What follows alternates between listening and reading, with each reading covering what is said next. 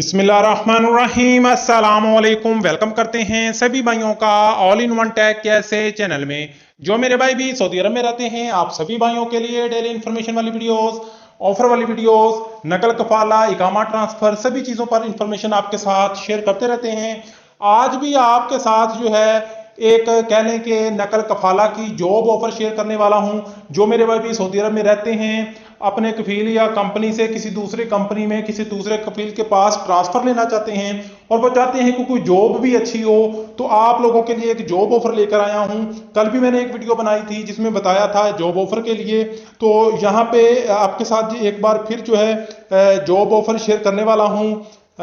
शिरका मुसस्सातीन अब्दुल अजीज है, जिसमें 8 घंटे ड्यूटी है प्लस 3 घंटे टाइम है। नकल कफाला वालों के लिए जॉब है, ड्राइविंग की जॉब है, जिसमें आप लोगों को जो है कह लें कि 1600 रियाल प्लस 30 रियाल पर ट्रिप मिलेगा।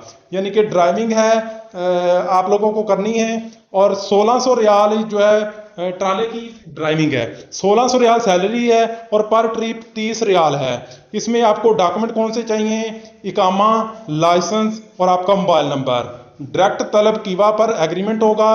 उसके बाद लाइसेंस कंपनी, इकामा profession company, only transfer fee 2000 must है।